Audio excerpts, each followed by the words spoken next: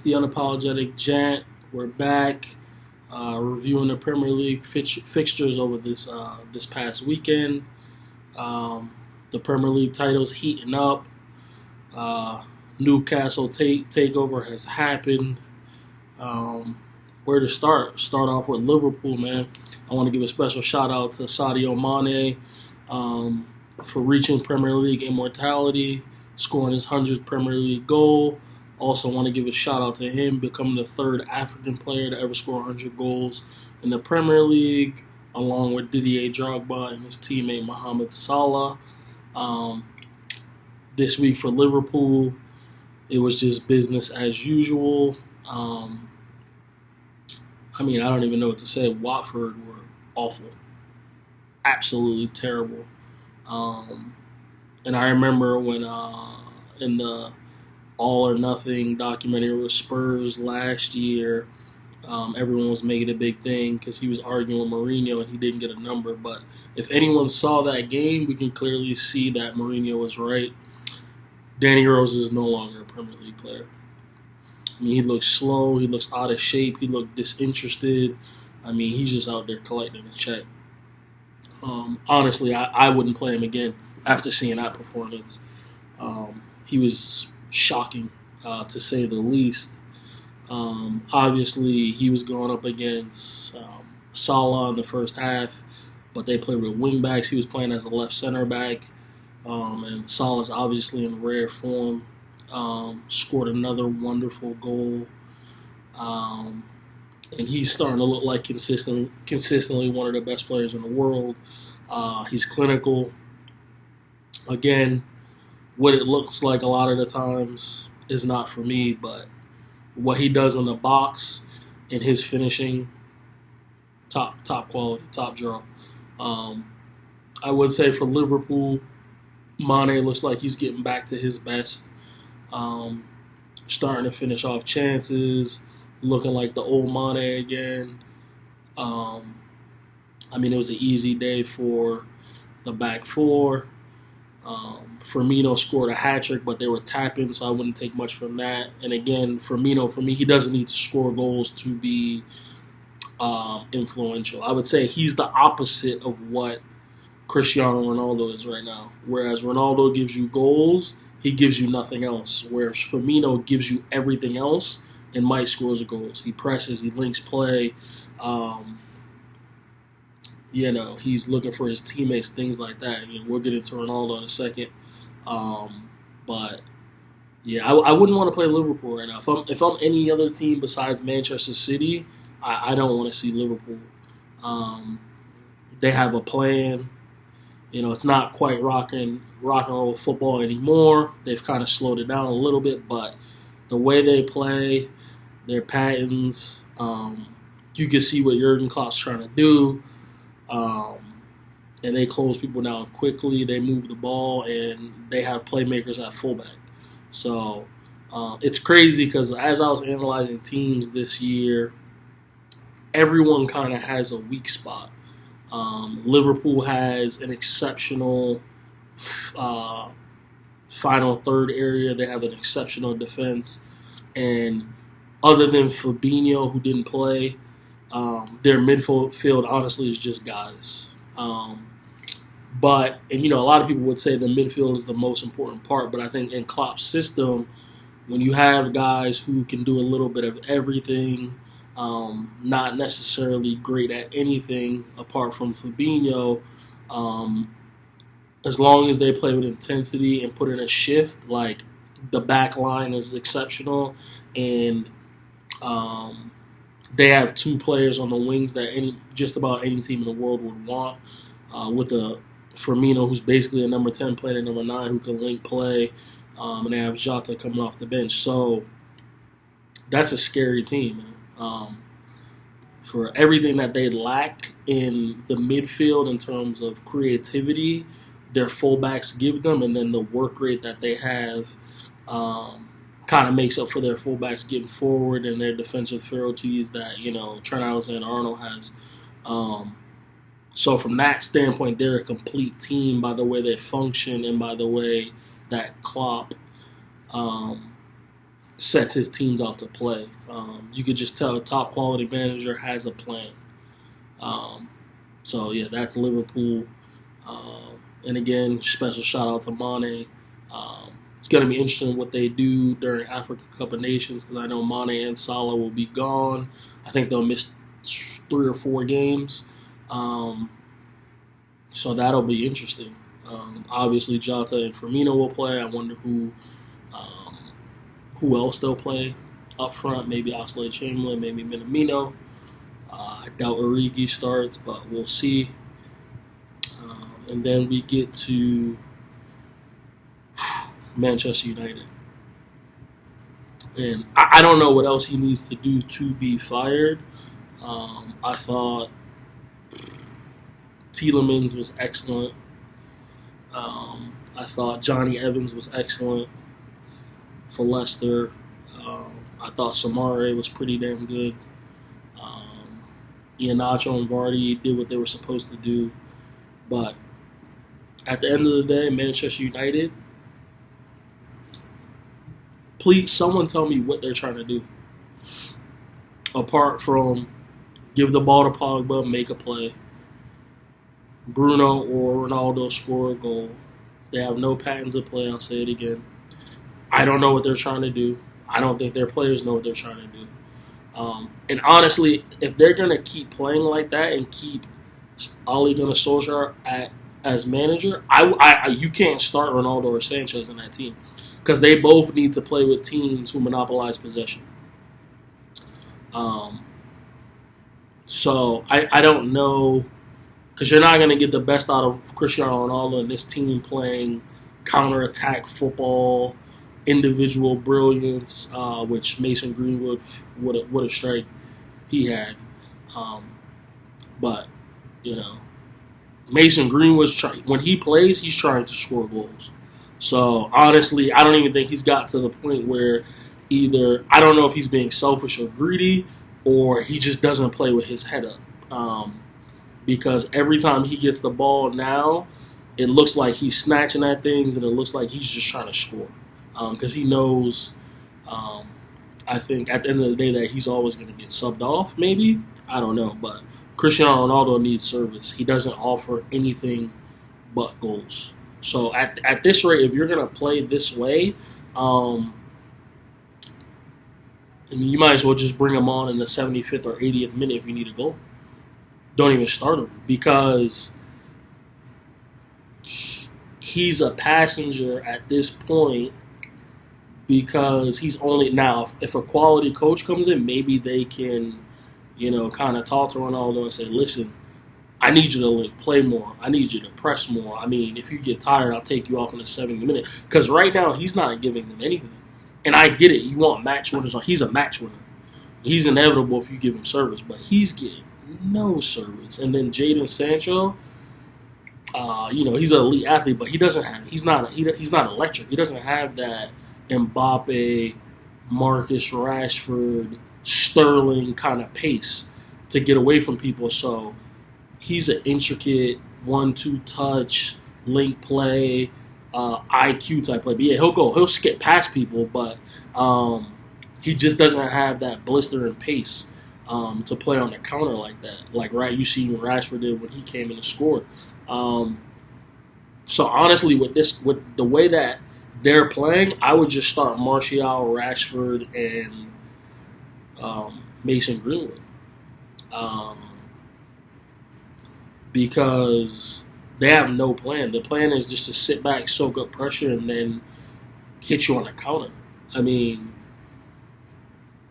I don't know what it is.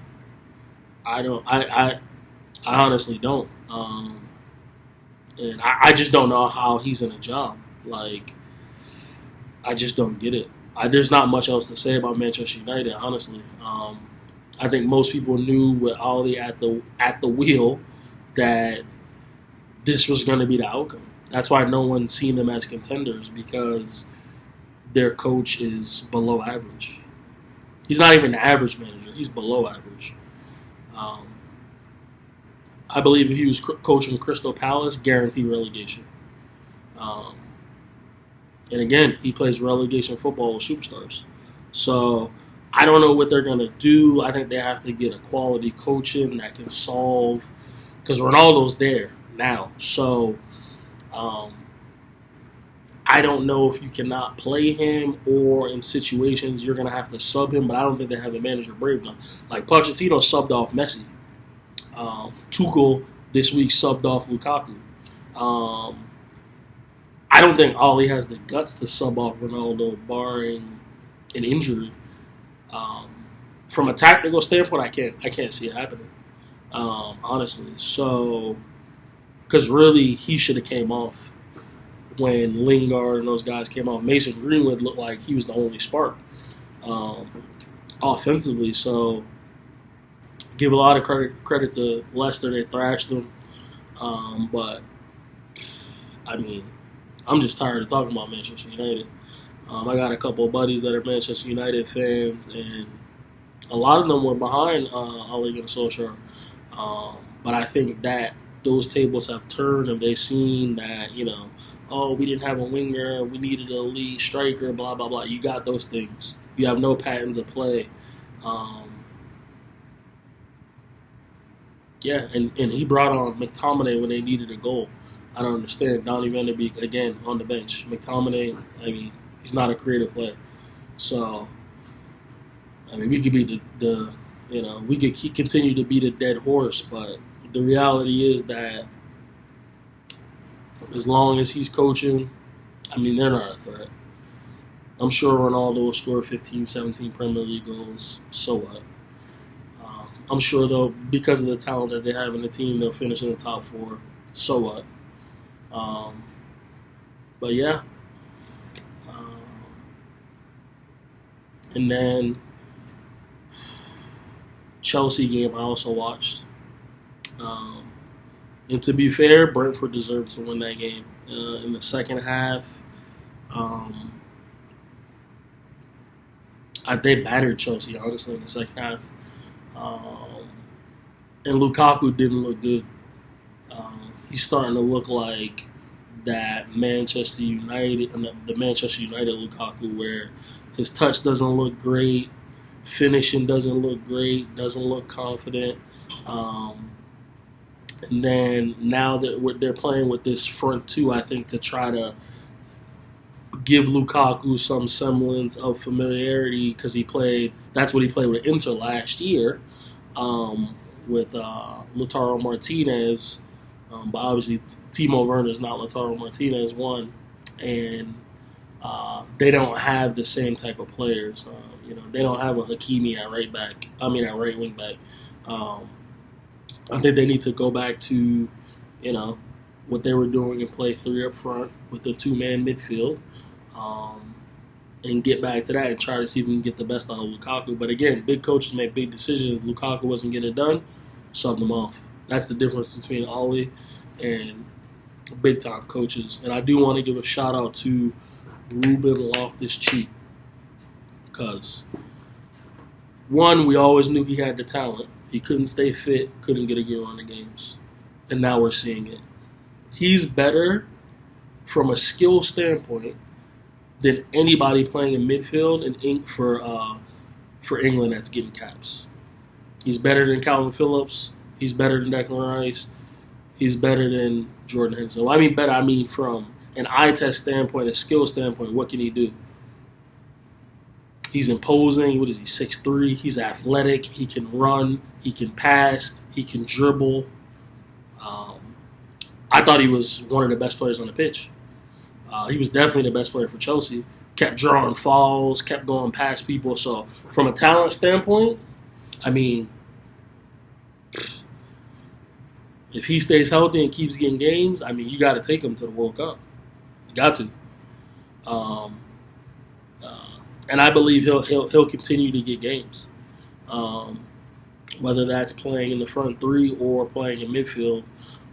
But he was impressive again, and I'm not surprised. We all knew he had the talent. It was just a matter of staying fit, and a matter of getting running games, man. So shout out to Ruben Loftus-Cheek for keeping his head down. And I think people laughed when Tuchel said in the preseason that I know he has the quality, and he'll get a chance, and he's getting it. Jorginho was on the bench, and he hasn't played well in the last couple of games, so I'm not surprised. Um, but yeah, Chelsea. I mean, the thing about Chelsea is they have quality fullbacks who score goals and create chances. Um, and the Sar kid, who I've never seen play, looked pretty good. Chalaba looked good again. Christensen excellent on the ball again. They don't concede goals, so Chelsea are going to be very, very, very hard to beat. And Mendy had one of the best goalkeeping performances I've ever seen. Um, one of the best. Kept them in the game. He earned them those 3 points, honestly. Because Brentford should have scored at least one, and I think they hit the post twice. But yeah, man, Chelsea will be there thereabouts because they got a coach that knows what he's doing. He'll try things. He's willing to make the big decisions. If you're not playing well, you won't play. Um, and then Manchester City, I um, didn't see that game. I only got to catch the highlights. I seen Bernardo Silva scored again, and I'm sure he had another man of the match performance. See, the thing about Pep is, one, obviously they have the best squad, but when you really think about it, right, apart from Edison and maybe fully fit Kevin De Bruyne and Ruben Diaz, who actually didn't play yesterday, those are really the only guarantees in the team in a big game. Everyone else, if you're not training well, you're not playing well, doesn't mean you're not going to play. I remember when De Bruyne got hurt early in the season that year, they won the title, and they beat Liverpool to the title. Bernardo Silva was unplayable in the middle of midfield. The following year, he got pushed out wide, barely played. Then the last year where they won the title, that year Liverpool won the title. And then last year, Gundogan was undroppable. I think he scored 16 or 17 league goals. He can't get a game right now. Him and Sterling in that season, Sterling more in the beginning of the season, but they can't get a game. So if you're sulking over there or you're not playing well, there's too many good players. You won't play. Because people got to remember, in the beginning of the season, Bernardo Silva wanted to leave. He's one of the first names on the team sheet right now. So, I don't know, man. Man City, man, they're my pick.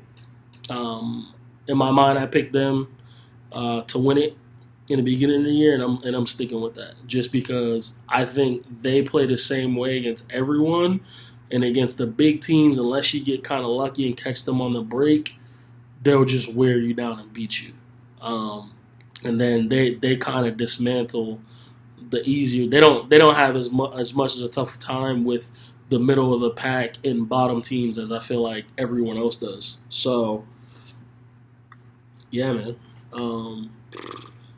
Burnley, what can I say? In today's games, Everton West Ham game, it was a pretty good game. And I just wanted to point out, the only reason I brought that game, I did watch that game today. It was the early game. Damari Gray, again, pace, power, picks the right passes. He's another guy. We've known he's had the quality. Wasn't getting a looking at Leicester enough. Wasn't getting enough game time when he was a little bit younger. But Gareth Southgate must be watching. Glides past players, tends to pick the right pass, can play as a second striker or a 10, play on either wing. That has to be someone that you're looking at to give caps to. Elite athlete, looks like he's turned the corner. So I'll be surprised if he's not going to be getting caps real soon. Just wanted to point that out. Yeah. And then we get to Tottenham. Newcastle had a takeover. New ownership was there watching. Spurs were brilliant. What can I say? And Ndombele, again, like I always say, the eye test never lies to me. Brilliant. Um, I mean, he's the closest thing from a foot from feet, like to Iniesta that I've seen in a midfielder.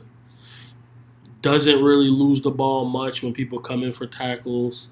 Picks a pass, glides past players. Scored an excellent goal. Ran the game from the number 10 position. Harry Kane had his best game. Scored a goal, assisted a goal. Son was his regular self. Scored another goal. Højbjerg, what can I say? Like I've always said, the most underrated player in Europe, in world football, in my opinion. And their fullbacks look good. Skip steady. He knows you're gonna get out of Lucas Moura. You're gonna get pace. You're gonna get work ethic, and he'll create a little bit of magic every once in a while when it's unexpected. You know, he just seems like every once in a while he'll just come out with that Brazilian flair that he's been hiding. Um, but yeah, that Newcastle team, they're gonna have to get rid of Steve Bruce soon, and they're gonna have to spend a lot of money in January. That team's gonna get relegated. That team's bad. Apart from Saint Maximin, I would probably get rid of everybody else on that team. Maybe not this year or next year, but eventually. I don't know that any other player on that team other than Saint Maximin is good enough to play for a team with the richest owner in the sport. I'm going to be honest. So it'll be interesting to see. You got Matt Ritchie playing left back. You just bought Jamal Lewis. Don't understand that. Steve Bruce just doesn't make a lot of sense to me. Like, you got a big center forward playing left wing. Joe Linton, who doesn't score goals, don't understand that. Might as well play two up top with Saint Maximin in behind. So I don't really understand Steve Bruce football. Congratulate him on his 1,000th game, but yeah, not good enough, man. But yeah, man, Spurs back in it. They're tied for fourth, I believe, with Brighton. Manchester City's fifth? I mean, not Manchester United's fifth or sixth in the table. And I'm sure the Ollie Out's got to be still trending on Twitter. So yeah, man, that's the weekend wrap up. Unapologetic Gent, please like, share, and subscribe. And I'll keep coming with the videos. Appreciate it.